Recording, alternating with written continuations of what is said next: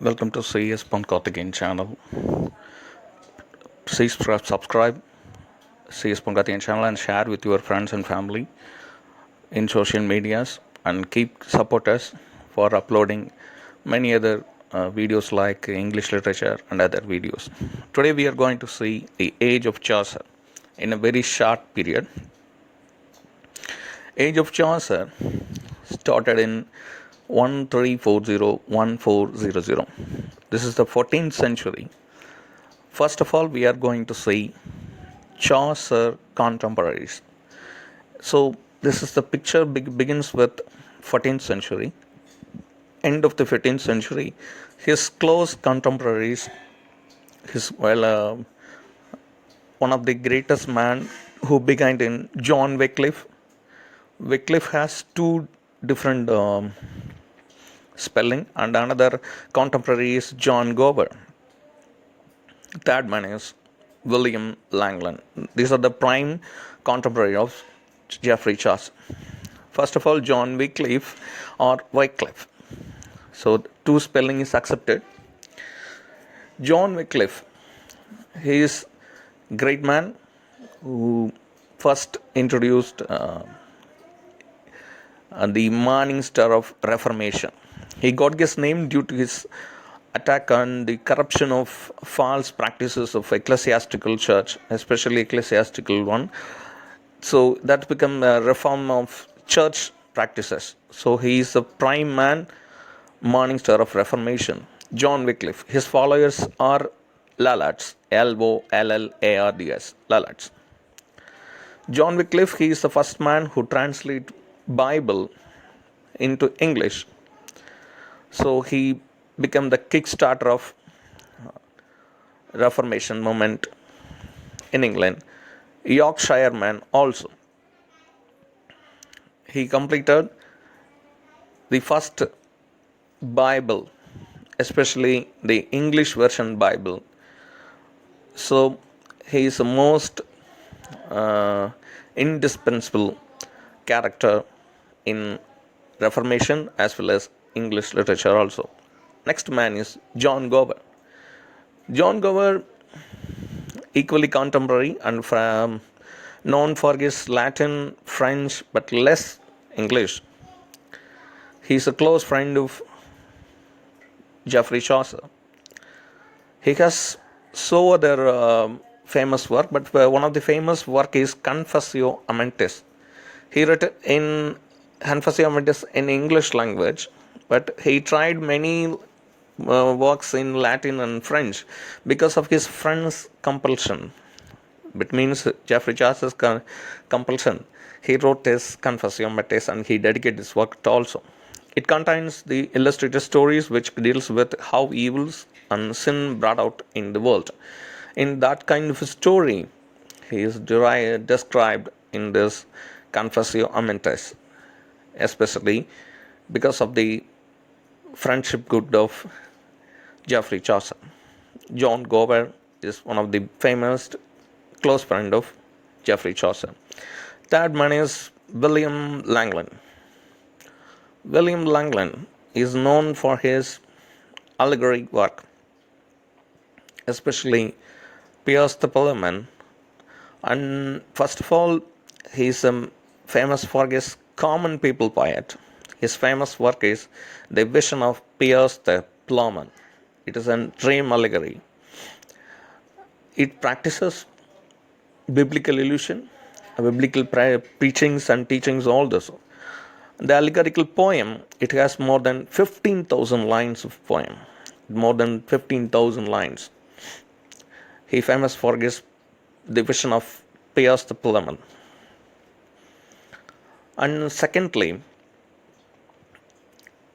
his close contemporary, as almost he is in better man, and he attacked in this work he attacked the evil and corruption, and those time ecclesiastical, especially church practices were corrupted one. So he want to make some correction. So in that vision he talk about all these things.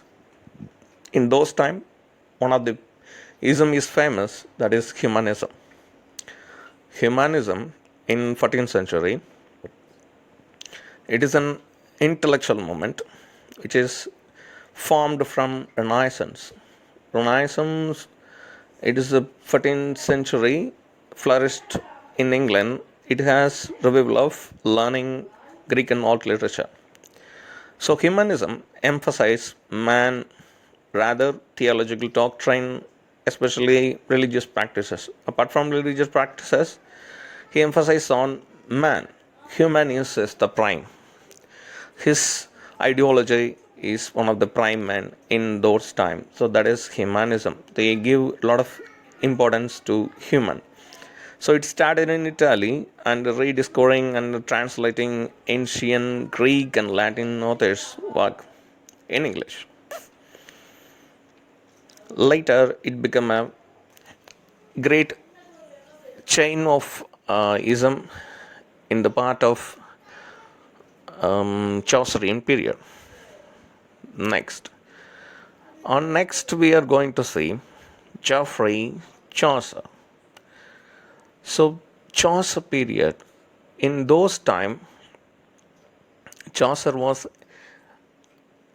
indispensable, and he is one of the man who write first in English literature, especially the work. So Geoffrey Chaucer, his period of time is started with 1340-1400.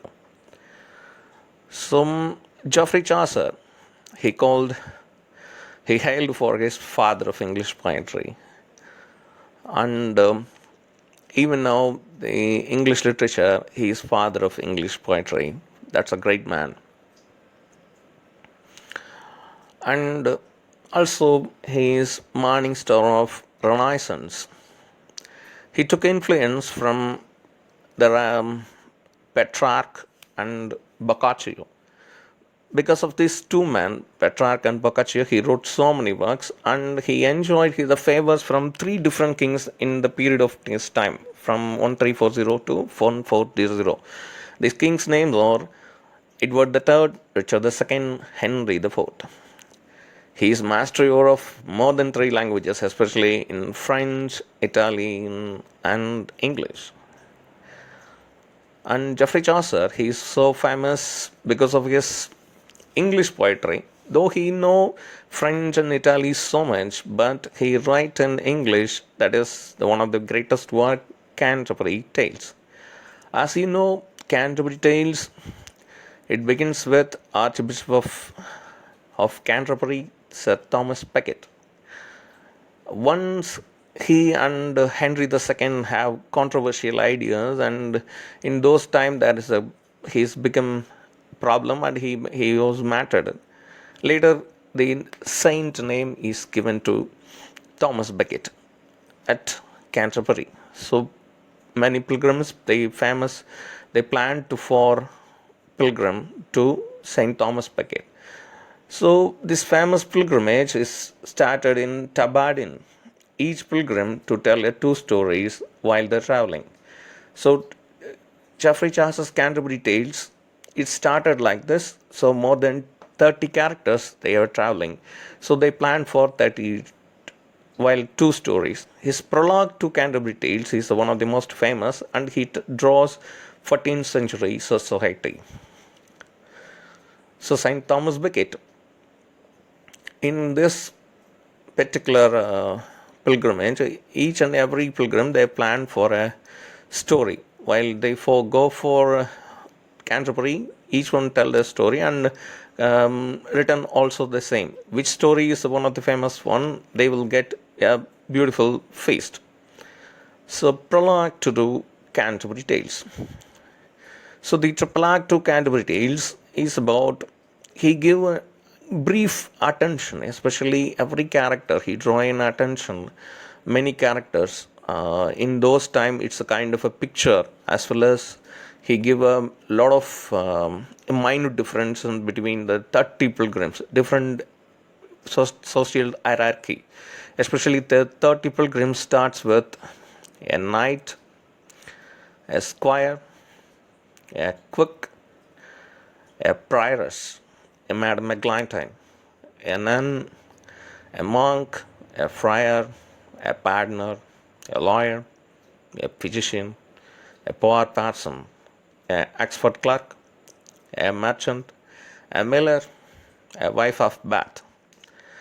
So these characters, especially these characters, the most characters they belong to ecclesiastical character, which means the churchical character and the soldiers characters, and some common peoples and merchant. This will enlarge the draw upon me from top to bottom, from pilgrim, from knight and squire, and then that way they give a lot of life. And this work is about mild satire, church corruption, life of the 14th century men. It picture social hierarchy from top to bottom. And last, I talk about wife of Bath. Even he give Geoffrey Chaucer pointed out every single character with a brief sketch in this poem. Of course, it's a poem. This poem talk about each and every nuances, even just like the draw a picture like in novel, a characterization. For example, especially in Wife of Bath, she has 4 husbands in different men society, and he pictured every lawyer life, physician life, merchant, every life picture in a very beautiful manner. Thank you so much for watching this video.